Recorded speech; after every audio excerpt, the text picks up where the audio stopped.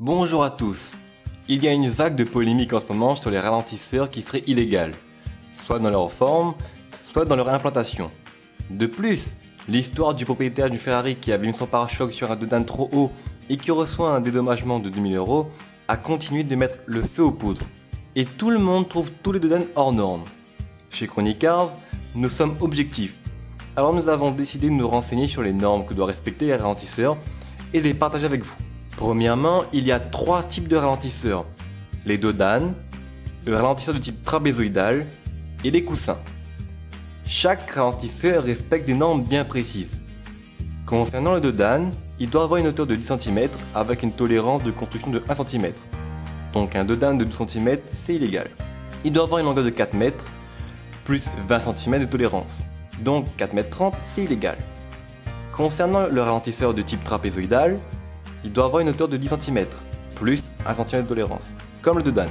Longueur du plateau comprise entre 2,50 m et 4 m avec 5% de tolérance, et une pente des rampants comprise entre 7 et 10%. Concernant les coussins, il n'y a pas de législation précise sur leur forme, leur taille. La seule contrainte est qu'ils doivent ralentir que les petits véhicules. Les bus et les poids lourds doivent pouvoir passer sans être ralentis. Donc les coussins sont finalement limités en largeur. Concernant l'implantation des ralentisseurs, les ralentisseurs sont interdits en agglomération. Ils sont interdits dans les voies avec une circulation de plus de 3000 véhicules par jour. Ils sont interdits dans des zones de pente supérieures à 4%. Et ils sont interdits dans les virages avec un rayon inférieur à 200 mètres. Et doivent être à 40 mètres minimum de celui-ci. Les ralentisseurs sont aussi interdits sur les voies de dessert de transport public. Et ça c'est une règle rarement respectée. On ne s'est pas contenté de vous citer ça comme ça, on a décidé de s'amuser un peu et d'aller vérifier dans les alentours de chez nous si les ralentisseurs étaient dans les normes. Alors nous commençons notre petite enquête à Chemin-Morange, à Sainte-Anne, parce qu'ici s'est passé une petite histoire sur ce Dodane. Alors on a mesuré le Dodane, donc dans sa construction il respecte les normes, donc il fait 10 cm de hauteur et tout, donc c'est bon. La pente d'attaque est de 6%, c'est bon aussi. Sauf que le Dodane se situe à 26 mètres de la fin d'un virage dont le rayon est inférieur de 100 mètres. On n'a pas de mesure précise du rayon, mais franchement c'est un virage relativement sec, ça se voit à l'œil nu que c'est pas un long virage.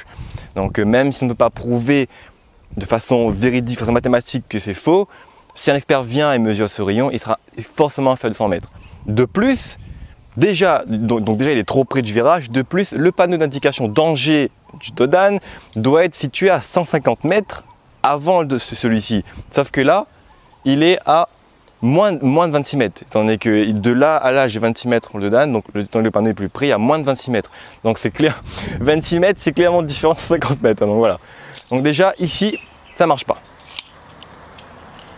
1, 2, 3, 4, 5, 6, 7, 8, 9, 10, 11, 12, 13, 14, 15, 16, 17, 18, 19.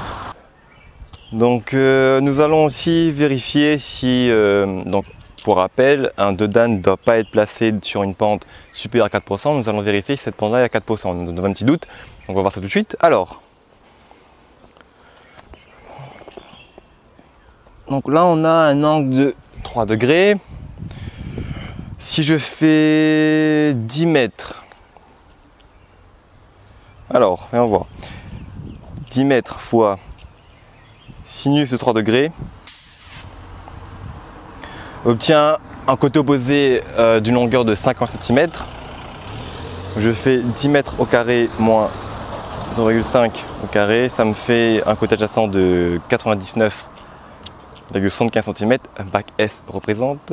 Donc, racine de ça, j'obtiens 9,98, donc 0,55 divisé par 9,98, on obtient une pente de 5%. Donc voilà, on nous a ken encore une fois. Le Dodane ne doit pas être implanté sur ici, étant donné qu'on a une pente supérieure à 4%. Donc déjà, il est trop près du virage, le panneau est beaucoup trop près, et en plus, il est dans une pente supérieure à 4%. Donc franchement, là, désolé, mais on peut en faire pour vous. Hein. Alors du coup on est maintenant toujours à Saint-Benoît, dans le quartier Chemin de Cap. On s'est amusé à mesurer ce Dodane-ci. Donc lui c'est bon, lui il respecte la hauteur, il respecte la pente d'attaque du Dodane. En revanche, encore une fois, c'est dans son implantation que ça déconne. Les dodanes, les ralentisseurs ne doivent pas être implantés dans des zones avec une pente à plus de 4%. Ici, on a une pente à 8%, le double. C'est pas normal. Donc si vous voulez faire ce calcul, c'est simple. Vous prenez une distance, vous mesurez l'angle avec un petit sinus comme ça, voilà, c'est un truc de maths de collège, hein. Vous trouvez vite fait l'angle. Donc on a trouvé une pente de 8%. Donc voilà, donc dans son implantation, encore une fois, c'est pas bon.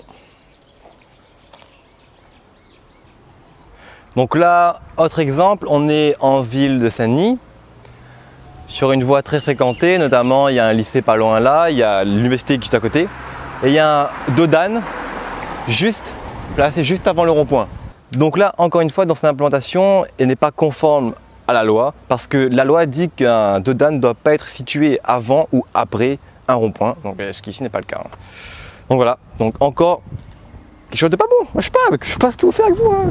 Donc monsieur X a bien fait de me le rappeler, on avait oublié quelque chose, en plus que ça, un dodane de type trapézoïdal doit avoir une longueur comprise entre 2,50 m et 4 mètres, celui-ci fait beaucoup plus de 4 mètres, il fait environ 6 mètres. Donc les gars, à un moment donné, je sais pas quoi faire avec vous, déjà vous le mettez en sortie de rond-point, plus que ça il est trop large, enfin il est trop grand, à un moment donné il faut arrêter de déconner, mais bon, apparemment c'est pas la purité. Donc au final, on peut se rendre compte qu'en général, les ralentisseurs sont dans leur forme réglementaire, mais dans leur implantation, pas du tout. Et c'est ça qui contribue à la congestion excessive des voies, à la gêne pour les conducteurs de bus et à la colère des riverains. Il ne suffit pas de mettre des ralentisseurs à tour de bras pour sécuriser le trafic, bien au contraire. Il existe d'autres types de dispositifs pour ralentir le véhicule, la chicane, l'écluse et j'en passe. Il faut juste parfois agir avec bon sens et peut-être qu'à ce moment-là, nous, car guys, nous serions reconnaissants de ne plus exposer l'amortisseur à cause de la bêtise humaine. J'espère que cette vidéo vous aura plu et qu'elle aura été instructive. Moi je vous dis à dimanche prochain, plein gaz!